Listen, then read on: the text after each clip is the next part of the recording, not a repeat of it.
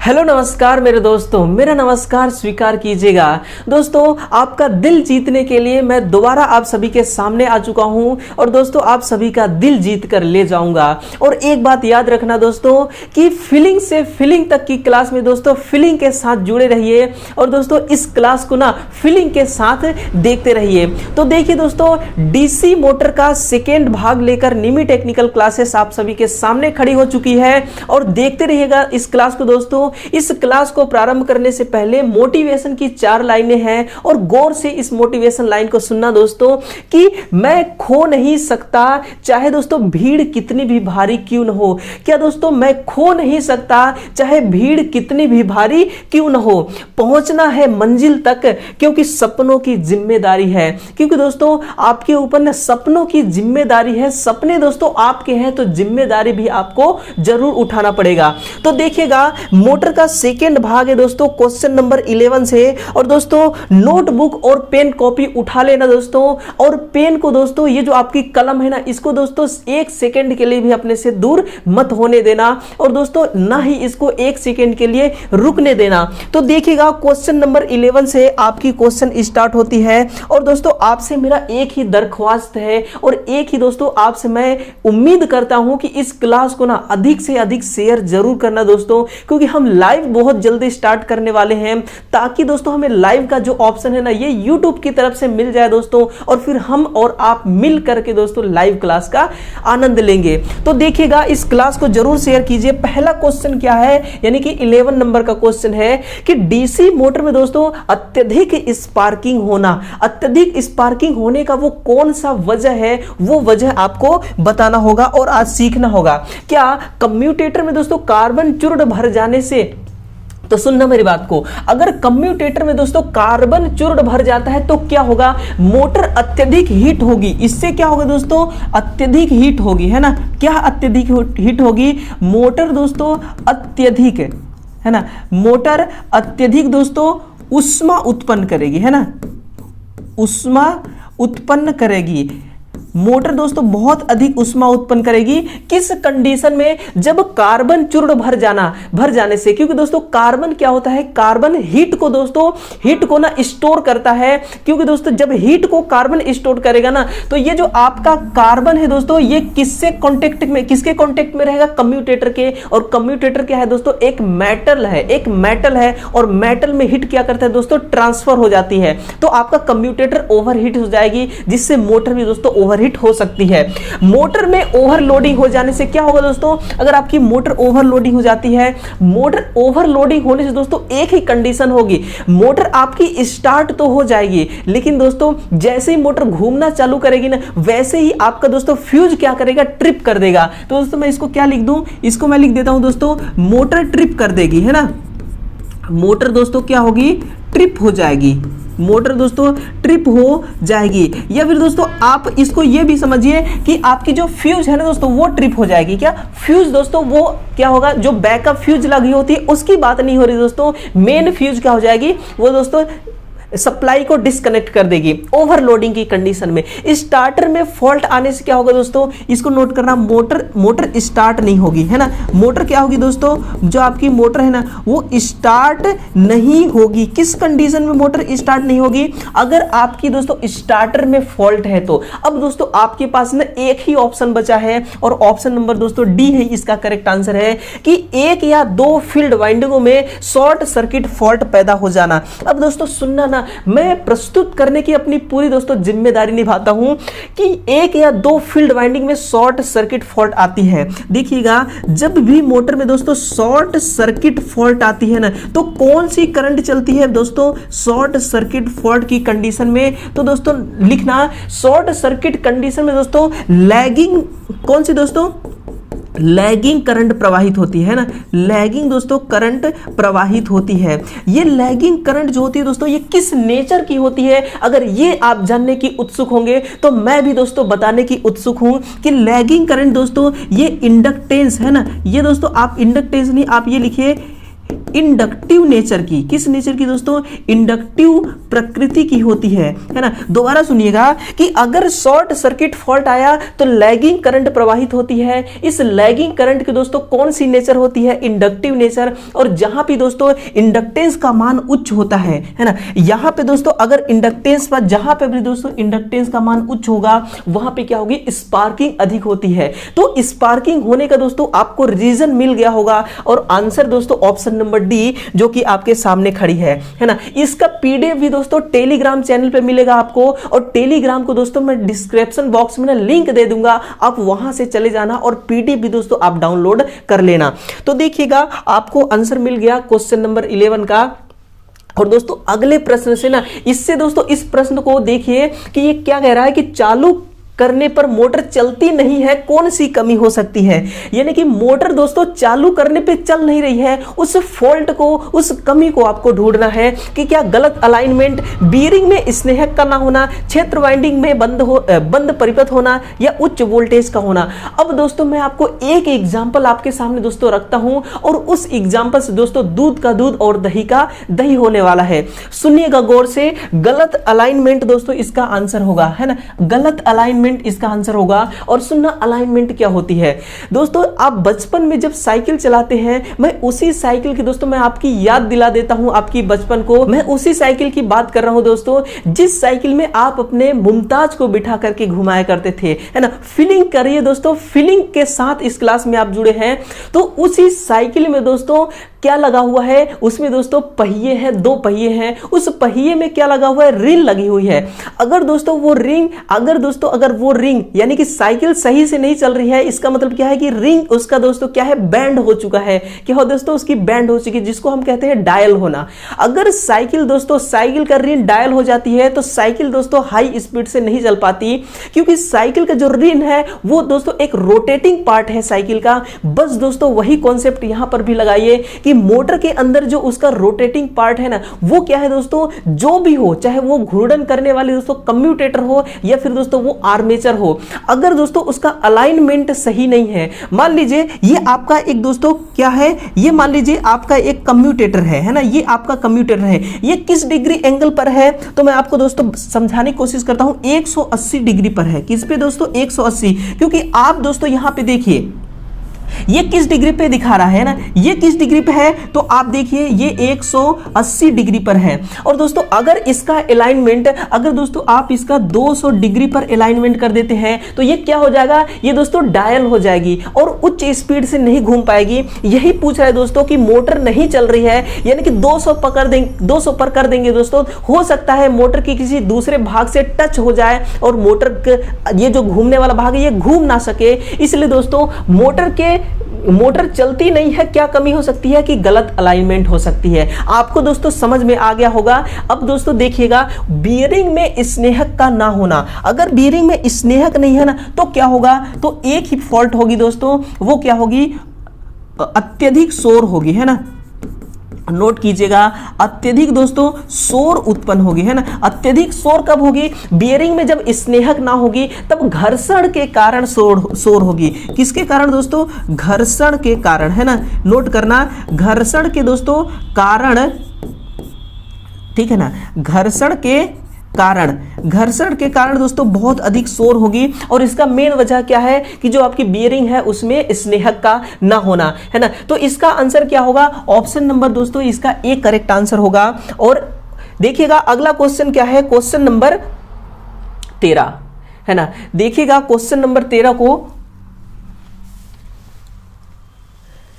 चलिए, यदि कोई डीसी मोटर लोड रहित, यदि कोई डीसी शंट मोटर, सुनना दोस्तों, यदि कोई डीसी शंट मोटर है वो लोड रहित अवस्था में कार्यरत है ना। लोड रहित का मतलब क्या है, नो लोड कंडीशन में। जब लोड सहित लिखा हो ना दोस्तों, है ना, मैं यहां पे लिख देता हूं दोस्तों, लोड सहित लिखिएगा, लोड सहित, इसका मतलब क्या होता है कि फुल लोड, इसका मतलब होता है दोस्तों फुल लोड।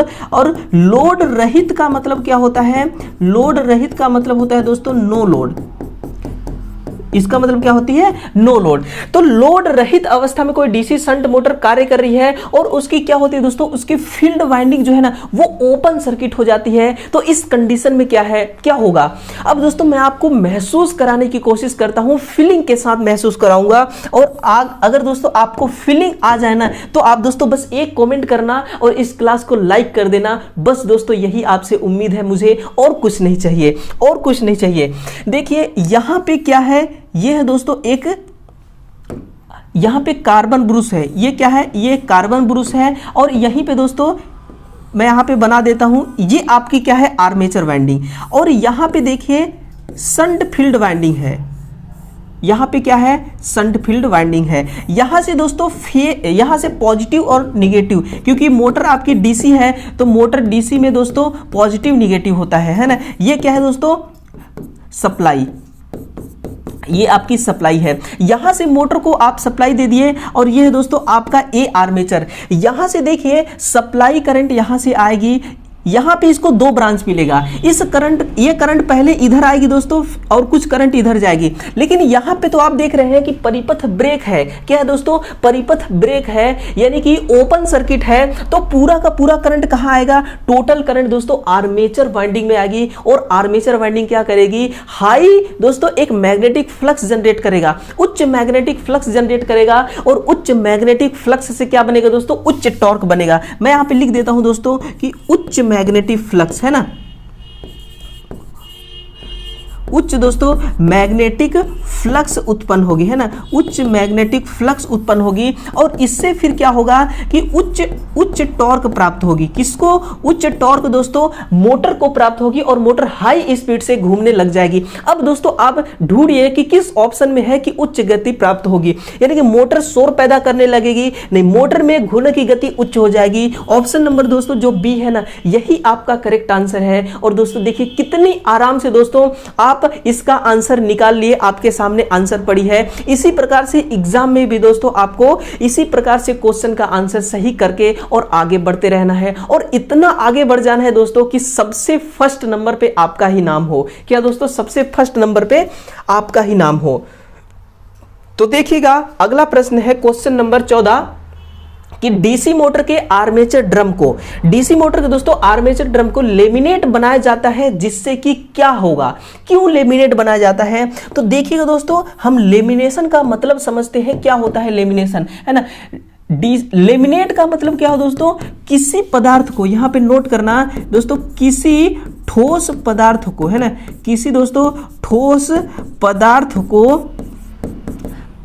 को क्या करना, पतली पतली, है ना, नोट करना दोस्तों, पतली पतली सीटों का रूप देना, सीटों का रूप देना, ये क्या कहलाता है, दोबारा पढ़िएगा कि किसी ठोस पदार्थ को पतली पतली सीटों का रूप जो दे देते हैं ना, उसको क्या कहा जाता है, उसको कहा जाता है लेमिनेट करना, है ना, बनाया जाता है। जिससे क्या होगा, एडी क्षति कम हो जाएगी। अब सुनिएगा दोस्तों, मेरी बात को सुनिएगा, यहां पे आपको बिल्कुल दोस्तों क्लियर हो जाएगा। आज से दोस्तों इसके बारे में जो लफड़ा है ना वो खत्म हो जाएगा। तो सुनिएगा क्या है कि अगर लेमिनेट नहीं करेंगे तो क्या होगा। अगर किसी, ये जो पेन देख रहे हैं इसको आप समझिए, ये आर्मेचर है, ये एक ठोस पेन है, यानी कि ठोस आर्मेचर है। अगर दोस्तों आप इसमें स्लॉट बना देते हैं और स्लॉट बनाने के बाद क्या करते हैं, इस पे कॉइल डालते हैं और कॉइल डालने के बाद क्या करते हैं कि उस कॉइल को सप्लाई से कनेक्ट करते हैं, तो कॉइल में दोस्तों सप्लाई करंट चलना प्रारंभ हो जाएगी। जैसे ही दोस्तों सप्लाई करंट चलना प्रारंभ हो जाएगी तो जो सर्कुलेटिंग करंट है ना वो ठोस मटेरियल यानी कि आर्मेचर में से भी चलना प्रारंभ हो जाएगी। वो क्या करेगा दोस्तों, जो दोस्तों आपका सर्कुलेटिंग करंट है ना वो दोस्तों अनवांटेड हीट पैदा करेगा, है ना। नोट करना यहां पे कि वो क्या करेगा कि अनावश्यक हीट, है ना, अनावश्यक दोस्तों हीट उत्पन्न करेगा, है ना, अनावश्यक हीट उत्पन्न करेगी।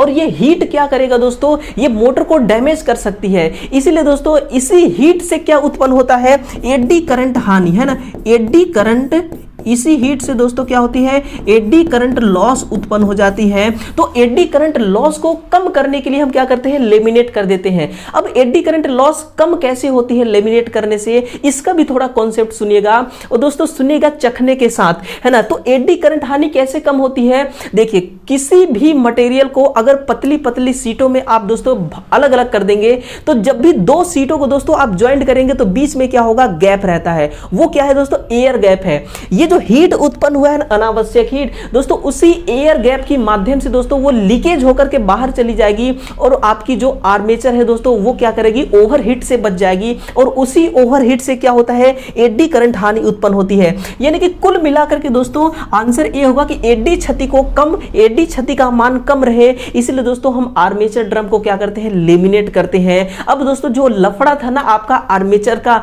वो दोस्तों यहीं पे समाप्त हो जाएगा। यहीं पे दोस्तों क्लियर हो गया होगा आपको कि आंसर एडी क्षति का मान कम कैसे होगा। देखिएगा अगला प्रश्न है क्वेश्चन नंबर 14। डीसी मोटर के साथ प्रयुक्त स्टार्टर का मुख्य कार्य होती है, क्या होती है दोस्तों। यह प्रश्न दोस्तों आपके लिए इंटरव्यू के लिए भी बहुत अच्छी है।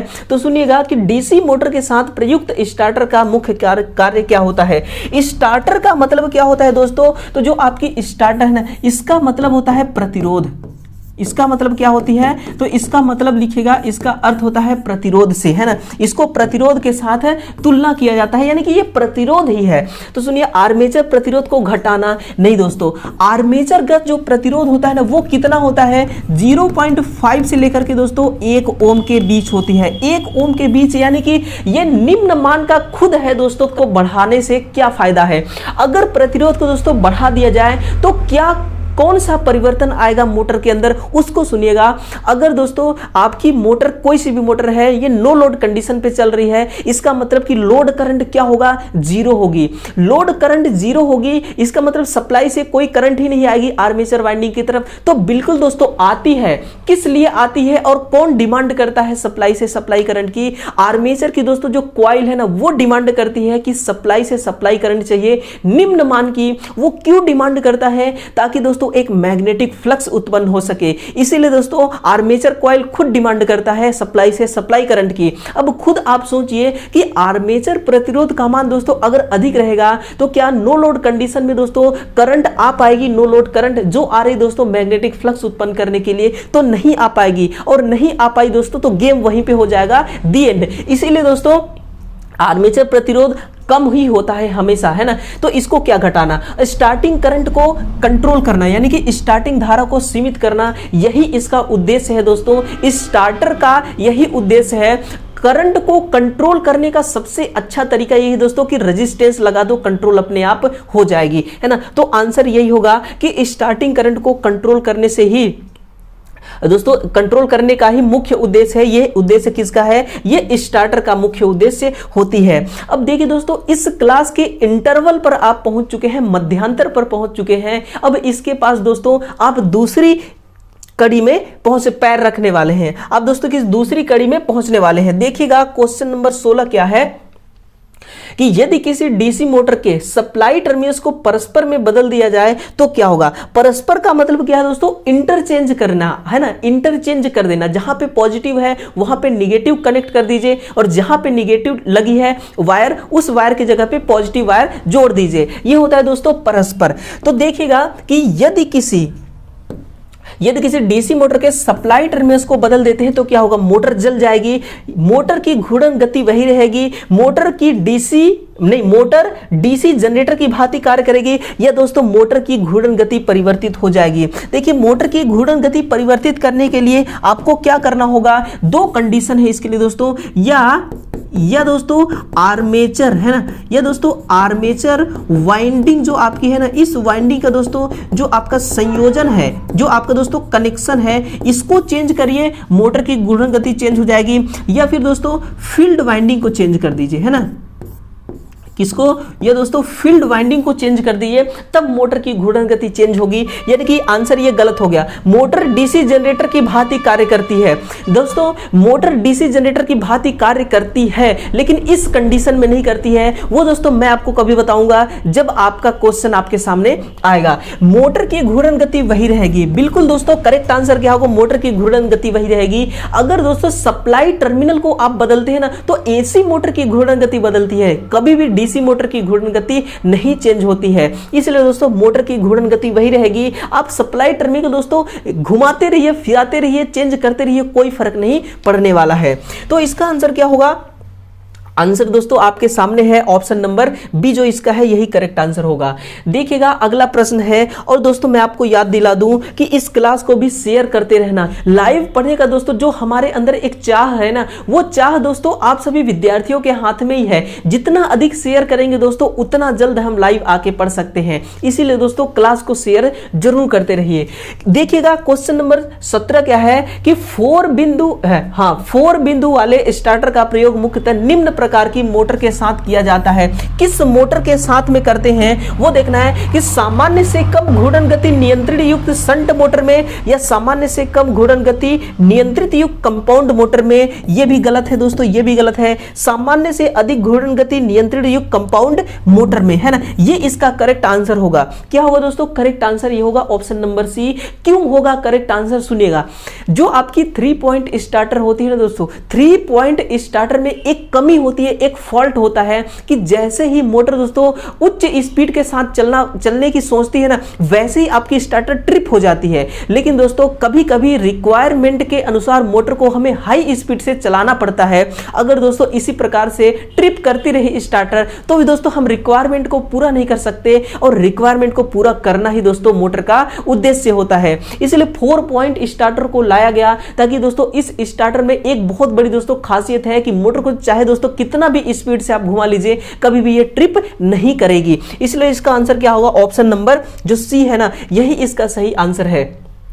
देखिए दोस्तों रूबरू होइए क्वेश्चन नंबर 18 से कि किसी डीसी मोटर की, क्या किसी दोस्तों डीसी मोटर की घूर्णन गति को नियंत्रित करना है, तो कौन कौन सी वो विधियां हैं, कौन कौन सी वो दोस्तों मेथड है। पहला देखिए आर्मेचर सर्किट का जो प्रतिरोध है ना, इसको कंट्रोल करके, इसको क्या कहा जाता है, इसको कहा जाता है दोस्तों आर्मेचर डाइवर्टर विधि। नोट करना, इसी को दोस्तों कहा जाता है आर्मेचर डाइवर्टर विधि, है ना, आर्मेचर दोस्तों डाइवर्टर विधि। ये जो आर्मेचर डाइवर्टर विधि है ना, अगर दोस्तों आप पूछेंगे कि आर्मेचर डाइवर्टर विधि जो आर्मेचर स्पीड को कंट्रोल करने का जो मेथड है, इस मेथड से हमें कैसी स्पीड प्राप्त होती है, तो नोट करना दोस्तों, इससे आपको दोस्तों सामान्य, नोट करना कि सामान्य जो गति होती है ना, सामान्य गति से कम गति प्राप्त होती है ना, सामान्य गति से कम गति प्राप्त होती है इस मेथड के द्वारा। और इस मेथड के द्वारा आजकल दोस्तों कभी भी मोटर को कंट्रोल नहीं किया जाता है। क्यों नहीं किया जाता, क्योंकि दोस्तों इस विधि द्वारा पावर लॉस बहुत अधिक होती है।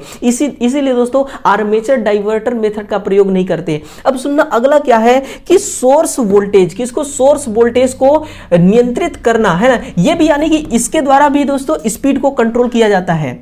और ऑप्शन नंबर भी है कि सोर्स वोल्टेज को कंट्रोल करना, इसके द्वारा भी स्पीड को कंट्रोल किया जाता है। और इसका प्रयोग कहां पे करते हैं, तो इसका प्रयोग लिखेगा कि फैन रेगुलेटर में, फैन का जो रेगुलेटर होती है ना, उसमें दोस्तों सप्लाई वोल्टेज को कंट्रोल करके आप स्पीड को कंट्रोल करते हैं। और फिर है कि प्रतिपोल फ्लक्स को नियंत्रित करना, इसको कहते हैं फील्ड डाइवर्टर विधि। इसको क्या कहा जाता है, फील्ड डाइवर्टर विधि। फील्ड डाइवर्टर विधि के द्वारा भी आप स्पीड को कंट्रोल कर सकते हैं। यानी कि फील्ड डाइवर्टर विधि के द्वारा जब आप स्पीड को कंट्रोल करते हैं ना, तो इसके द्वारा दोस्तों सामान्य से, नोट करना कि सामान्य से उच्च गति प्राप्त होती है ना, उच्च गति प्राप्त होती है इस कंट्रोलिंग सिस्टम के द्वारा। फील्ड डाइवर्टर विधि द्वारा सामान्य से उच्च गति प्राप्त होती है मोटर में। तो इसका आंसर क्या होगा, ऑप्शन नंबर दोस्तों जो आपका सी है ना, यही करेक्ट आंसर होगा। उपरोक्त सभी इसका